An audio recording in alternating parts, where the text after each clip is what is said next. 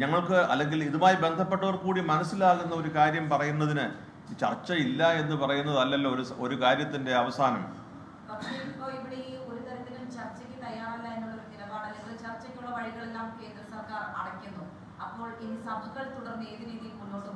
ചർച്ച ചെയ്യാനുള്ള വഴികൾ തുറക്കാൻ ശ്രമിച്ചുകൊണ്ടിരിക്കും. ചർച്ചയല്ലാതെ ഇതിന്റെ പരിഹാരമില്ലല്ലോ. ചർച്ച ഇത് രണ്ടാം പ്രാവശ്യമാണ് ചോദിക്കുന്നത്. തെരഞ്ഞെടുപ്പുമായിട്ട് ഇതിനെ ബന്ധിപ്പിക്കാതെ തെരഞ്ഞെടുപ്പ് നല്ല വഴിക്ക് പോട്ടെ. പല നേതാക്കന്മാരെയും വിളിക്കുമ്പോൾ തിരക്കുകളിൽ അമർന്നിരിക്കുന്നതുകൊണ്ട് പല നേതാക്കന്മാരെയും വിളിച്ച സമയത്ത് ഫോൺ എടുക്കുന്നില്ല എന്ന് പല സഭ മേലധ്യക്ഷന്മാരും പറഞ്ഞിട്ടുണ്ടായിരുന്നു. അപ്പൊ കേന്ദ്ര സർക്കാർ മാത്രമല്ല എല്ലാ രാഷ്ട്രീയ കക്ഷികൾക്കും ഈ തരത്തിലൊരു അവഗണനയാണ് ഈ സഭയുടെ വിഷയത്തോടുള്ളതെന്ന് സഭയുടെ അഭിപ്രായമുണ്ടോ? അല്ല, ഞാൻ വിളിച്ച ആരും അങ്ങനെ എടുക്കാതിരുന്നില്ല.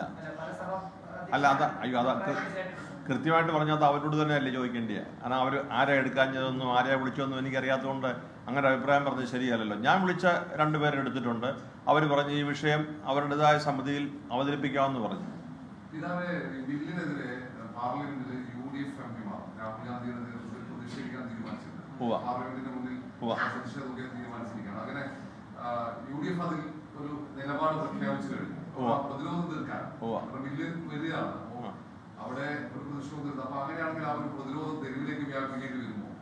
അത് അവരല്ലേ അത് പറയുന്നത്. അല്ല, അങ്ങനെ തെരുവിലിറങ്ങി മറ്റൊരു രീതിയിൽ പ്രക്ഷോഭം നടത്തുന്നവരല്ലല്ലോ.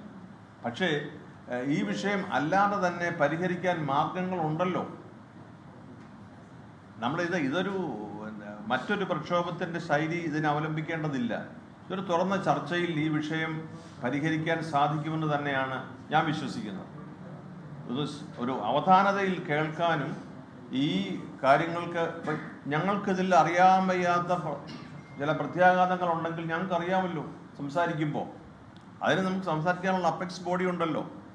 ഞങ്ങളെ വിളിക്കാറുണ്ടല്ലോ ഇങ്ങനെയുള്ള അവസരങ്ങളിൽ, ഈ വിശേഷ ദിവസങ്ങളൊക്കെ കാണാറുണ്ടല്ലോ. അപ്പം അതുപോലെ തന്നെ ഇന്ന് വിളിച്ച് കൂട്ടി സംസാരിക്കുന്നതിന് എന്താണ് അപാകത? അപ്പം ഇതിൻ്റെ ഒരു അഭാവം ഇതിലുണ്ടായിട്ടുണ്ട് എന്നാണ് എനിക്ക് പറയാം.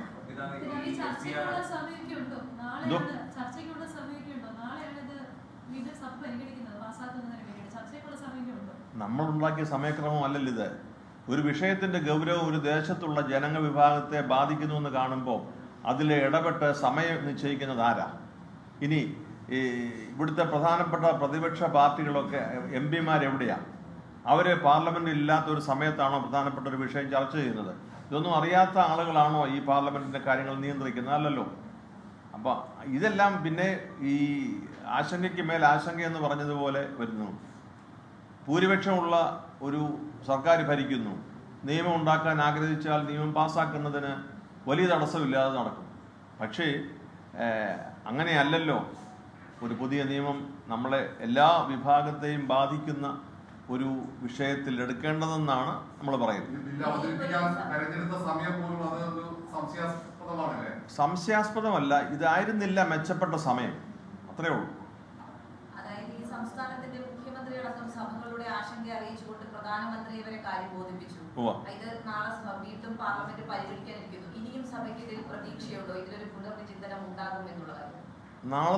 നാളത്തെ കാര്യത്തെക്കുറിച്ച് നമുക്ക് നാളെയല്ലേ പറയാൻ പറ്റുള്ളൂ എന്ത് സംഭവിച്ചു എന്ന്.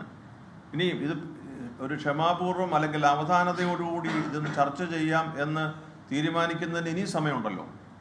നമ്മുടെ ഭാഗത്തു നിന്ന് ബന്ധപ്പെട്ടവരെ സമീപിക്കുന്നുണ്ട്, സംസാരിക്കുന്നുണ്ട്, ഡൽഹിയിലും ഒക്കെ ആയിട്ട് തന്നെ. അതായത് ഇതൊന്ന് അല്പം കൂടി സാവകാശത്തിൽ ഈ വിഷയം ചർച്ച ചെയ്യണം, റീവിസിറ്റ് ചെയ്യണം എന്നുള്ള കാര്യം പറയുന്നുണ്ട്. അത് സാധിക്കുകയാണെങ്കിൽ നമുക്ക് സമയമുണ്ട്. ഇപ്പോഴങ്ങനെ ഒരു പോസിറ്റീവായി മാറ്റിവെക്കുന്നൊന്നും പറഞ്ഞിട്ടില്ല. FCRA ബില്ലിൽ പുനഃപരിശോധന വേണം എന്നാണ് ഇപ്പോൾ അദ്ദേഹം ആവശ്യപ്പെടുന്നത്. വാർത്താ സമ്മേളനം തുടരുകയാണ്.